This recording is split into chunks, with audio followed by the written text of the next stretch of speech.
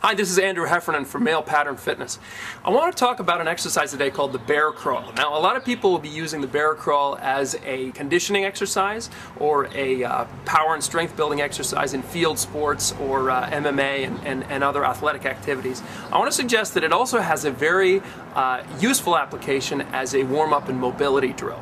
Now, a lot of people have come around to this idea in strength training that full-body compound exercises are more useful, more effective in building strength, muscle mass, and athleticism than single joint isolation exercises.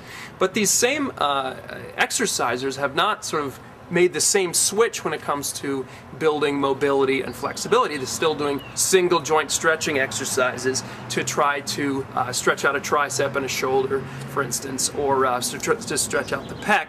Now, this is not to say that those exercises are useless. They can be very useful and they can be very effective. However, for the uninjured and for the person seeking the most bang for their buck, the most useful drills to do for limited exercise time, it's just as useful, or I think more useful, to stretch and mobilize multiple joints at once than to do simply one joint at a time. You see this in yoga, of course, how contracting one joint on one side of the body helps to loosen the joint on the opposite side of the body while you're stabilizing elsewhere, and you're doing a whole bunch of different things at once, and all these different skills that you're developing kind of in context, in a movement context, helps to improve movement skill and the health in the joints and general mobility and flexibility.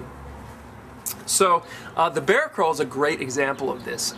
What you're doing is you're essentially crawling across an open space on your hands and feet, not your hands and knees, and you're moving contralaterally. That is, the left hand with the right leg and the right hand with the left leg. So you're moving in this very kind of therapeutic, beneficial way that can actually help improve back pain if you happen to suffer from that.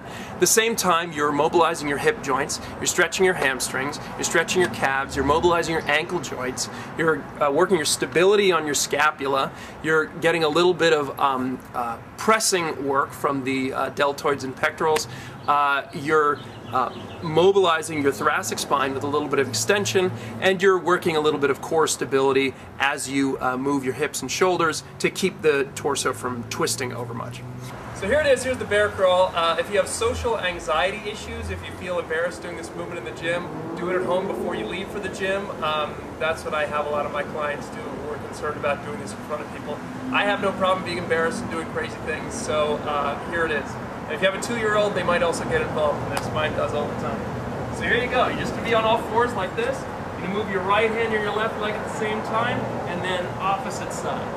Right hand, left leg, left hand, right leg, back and forth. And then you can stop, and you use different movement patterns through the legs and through the hips to try to continue to get a little bit more mobility. Just continue traveling forward.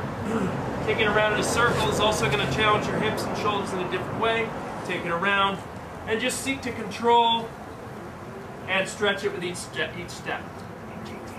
That's all there is to it. Good luck.